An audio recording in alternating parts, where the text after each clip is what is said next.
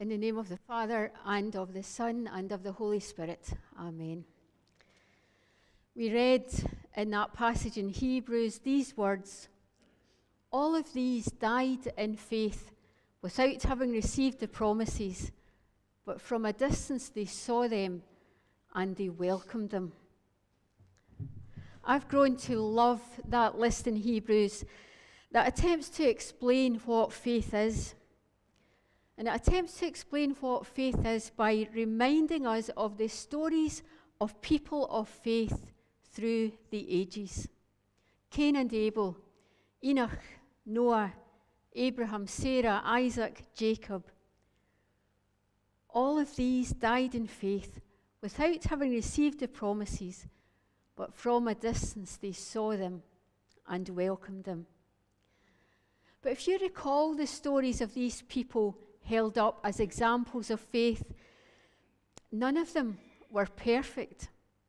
All of them had messed up at some point along the way. But underlying everything that shifted and changed in their lives was the knowledge of a faithful God and faith in the promises of God. Faith, as we read, is the assurance of things hoped for, the conviction of things not seen.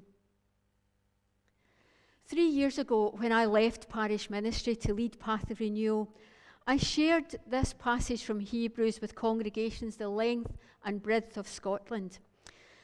I shared the notion that all these folk, Cain and Abel and Noah and Abraham and Sarah and Isaac and Jacob and so many others, were all part of our heritage of faith. We're all part of God's story through the ages. A story that isn't doctored, that isn't made up only of good characters or of perfect people, but a story of men and women far from perfect, in whom God invested, to whom God showed love, and who came to be known as this people of faith. People of faith whose stories we read today.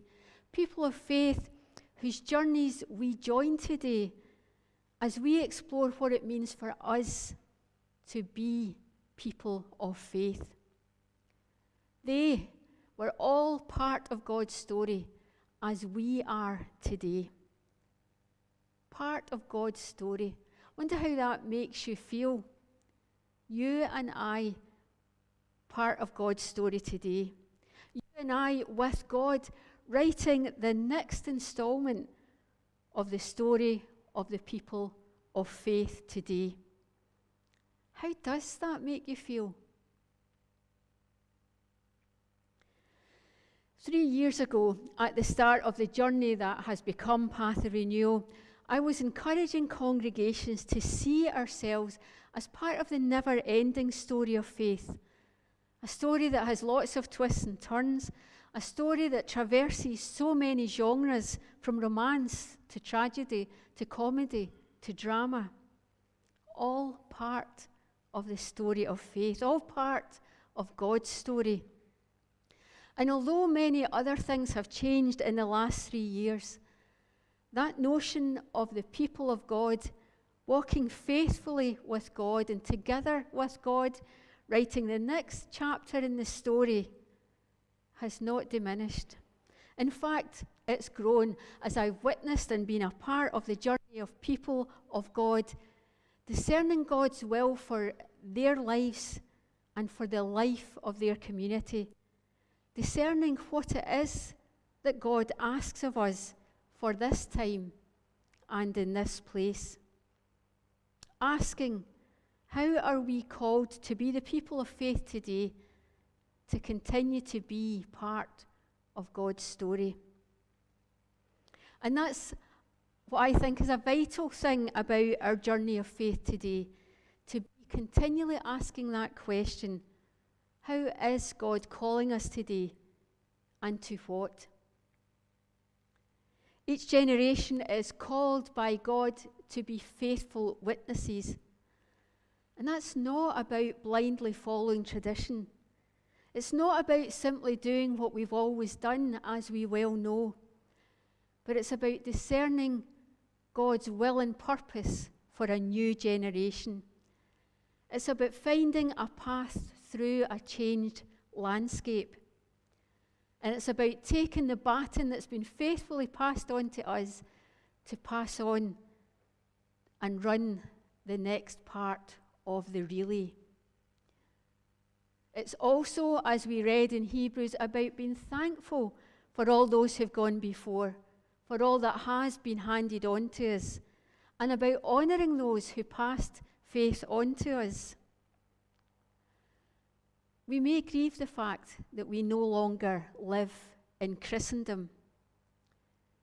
We may grieve the fact that it's harder to share faith these days because that common language of faith that we could once assume is no longer there. Folk don't grow up hearing Bible stories or singing hymns. We can grieve those things, or we can grasp the opportunity that this brings. An opportunity to find a new language, an opportunity to find new ways to engage others with the good news of God, an opportunity to examine our faith with new eyes, an opportunity to let God show us how we might travel the road of faith today. And none of that disparages what has gone before, but simply recognizes that this age and this culture demands a new way of being God's people, a new way of continuing to write with God that story of faith today. Our Old Testament reading was the story of Moses handing over the leadership of God's people to Joshua. And Moses is one of those of whom the writer of Hebrews says, all of these died in faith without having received the promises, but from a distance they saw them and they welcomed them. Moses' story, as I'm sure you know, is a remarkable one. Immortalised in many films, and whether you're a fan of the 1950s Charlton Heston's 10 Commandments, not that I'd remember that, or the 90s animated Prince of Egypt, or the 2014 Exodus with Christian Bale, it's worth watching just for that, with Christian Bale as Moses. Moses' story is one of triumph and challenge in equal measure. From a child saved from slaughter at birth, brought up in the Egyptian royal household, forced into exile, and then called back by God to free God's people from slavery, and leader of those people through 40 years journeying in the wilderness. After all of these twists and turns, the time came for Moses to hand the leadership onto someone else. And he goes up a mountain where he often communes with God. From where Moses stood on that mountaintop, he could see the promised land. But he knows that he is not the one to take the people there. It's time for a new leader to take the people of God on the next part of the journey. The new chapter of the story of faith needs a different kind of leader. And so Joshua is chosen by God for that next installment. Joshua is one of the people. He's already shown himself as one trusted by others, one to whom others will turn for help and advice, one who understands what it's like to walk by faith with all the frustrations encountered along the way. And that is just one of the places where Joshua is so vastly different from Moses. Moses was the leader required when Pharaoh had to be persuaded to let the people go. Moses knew his way around the royal household. Moses was the leader required when the Red Sea stood between God's people and freedom. Moses was the leader required when the people were complaining about being thirsty. Moses provided water from a rock. And Moses was the leader required when the people were complaining of hunger, and God provided manna in the desert. Moses was the leader required to go up the mountain and receive God's laws. Because Moses was so close to God that sometimes the people couldn't go near him because his whole countenance shone with the glory of God. Moses, a great leader, close to God, the kind of leader required for that time and for that place. But now the people of Israel are about to enter a promised land, a land in which, even though it's been given by God, they will need to negotiate with others. A land in which they'll need to learn all over again what it means to settle, to put down roots, learning again how to be the people of God in a different landscape that's been promised to them. And what the people needed at this stage was a leader who was one of them, one who gets it. Moses, a great leader but beyond the reach of the people, gives way to Joshua, who is one of the people and has been empowered by God to lead them in the next part of the journey of faith. And so it has been in the story of the people of God through every age. A different kind of leadership is required for different times and places, as well as a different way of being the people of God in every place and time. Today, we are called to be the people that God requires for this place and for this time. We are called to continue the story of faith, not as it has always been done, but as God reveals for this generation. We honor the past. We give thanks for all those who've handed faith onto us. And we go forward into a new landscape today. A landscape in which we can't assume knowledge of what it means to be Christian. A landscape in which we are called to live out faith, to model the difference that God makes in our lives. A landscape in which good news is needed as much as it ever was. And so we are the people called today, in all the spaces we inhabit day in, day out, to live as people loved by God.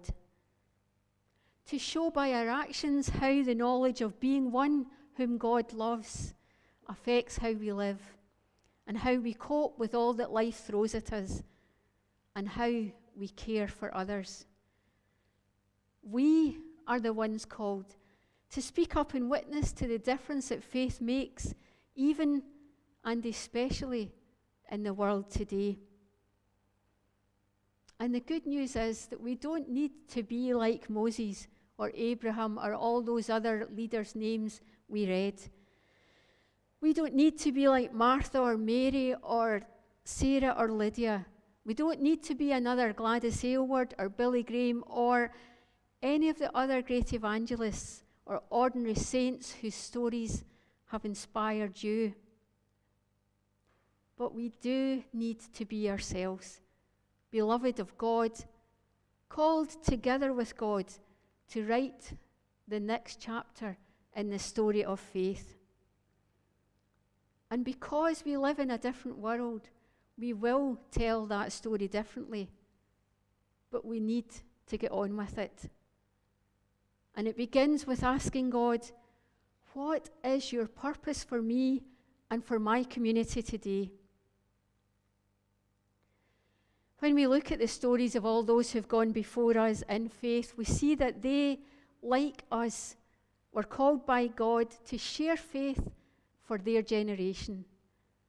And when they lost sight of that, or when they settled down and got too comfortable, God nudged them and sometimes propelled them into a new awareness that faith isn't just for folk like us. Professing faith demands that we share it in whatever way our generation will hear. It means reinterpreting the stories, finding different ways to penetrate a culture that's moved from where many of us are comfortable. It means prayerfully investing in a new kind of leadership, not so that we can just grow this community here in which we've been comfortable, but so that we can be changed, so that we can flourish as people of God today. All of these died in faith without having received the promises, but from a distance they saw and welcomed them. And so, like Moses, like Joshua, like Mary and Martha, like Peter and Paul, like Lydia and Priscilla, we may not see the task completed, but we have to begin it, wherever we are, by loving God and our neighbour, by living out and telling God's story into all the places God calls us today, serving the purpose of God in our generation, to the glory of God. Amen.